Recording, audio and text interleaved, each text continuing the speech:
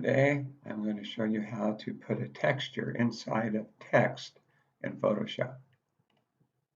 So what you're going to do is to open up one of the images that I will have put in the assignment for you when I add this to Google Classroom. So I'm going to go ahead and I'm going to select the stone. So that right now is the background layer. Now what I'm going to do is I'm going to type my name on here in large letters, but it won't be so large at the beginning. So I'm going to go to horizontal type tool. And that what I've done is I've already chosen a large size. You'll usually see it'll be 10, 12 point, whatever. I've already selected 200 and I've selected white as my color. And I'm just going to type in Foley, capital letters. Okay, now I would like this to be much larger so I can pick up more of the texture here from this image. So what I can do now is just click on the Move tool and use the transform controls to resize it. If you click inside, it'll move it. If you click on the boxes in the corner, you can resize it. And remember, if you want to do more than that, you can also hold down Shift and drag the boxes in to make it smaller, taller, whatever you want. Anyway, I'm going to go with this right here. And now what I'm going to look for is a place where I'm going to pick up a lot of the stone that might look interesting in the backdrop. So I think I'm going to go with this right here. And I'm trying to get some of the stone to line up with the bottom here. I want to try not to take off any of the top parts of the letters with dark areas. Well, I do have some here. So I'm just going to put it back where it was and give it a shot anyway. I don't want to get the black down here at the base though. So then the next thing you do is unlock the background layer because you won't be able to do this project without it. So I'm going to double click on it. That will unlock it. And then all you have to do now is simply move the background layer, which you could name, but you don't need to, above the letters. They're still there. They're just hidden. Okay. Next step is to go to layer and we're going to create a clipping mask. And you'll see what that does. What the clipping mask does is it hides everything except for what is aligned with the letters.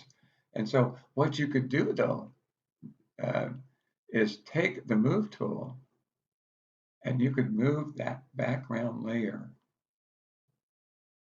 around to pick different ways to show the letters. So I'm going to stick with this except for one problem. I didn't get it all on there. So I'm going to hold down Shift and I'm going to move that over.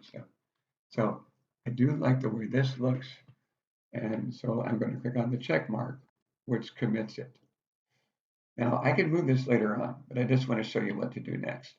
We need a background color. And in this case, I think white would look pretty good with the gray. But for the time being, what I want to do is move these two layers together. I don't want to flatten it just yet. So I'm going to click on the top layer, hold down Shift, click on the bottom layer.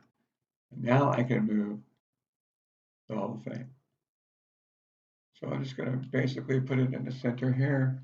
And now I'm going to click off these two layers so none are selected. Now I want to add a background color.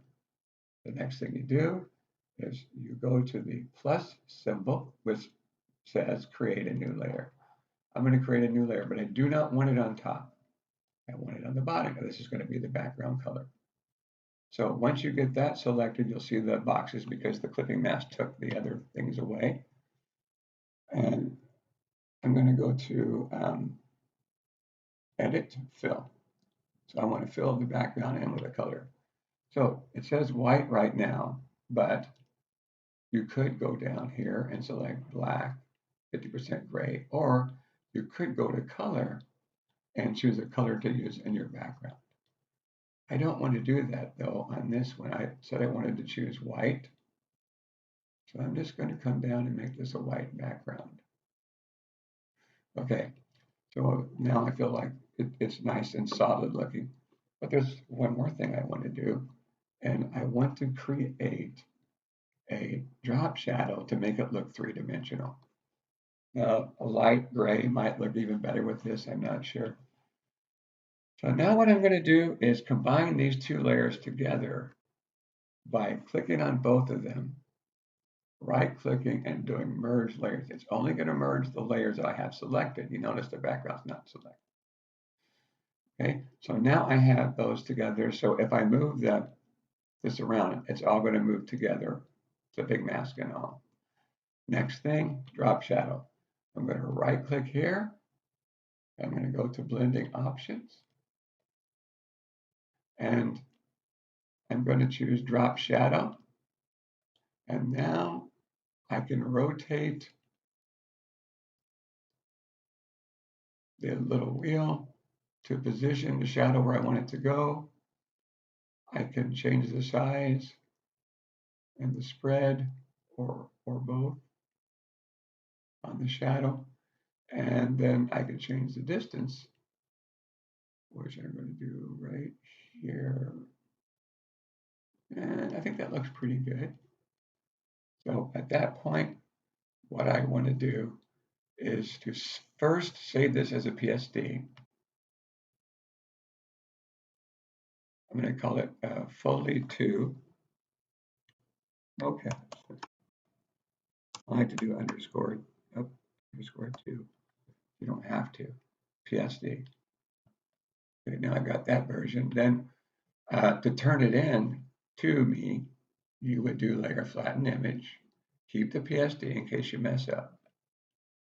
File, save as. So you're going to take a second copy of this as a JPEG.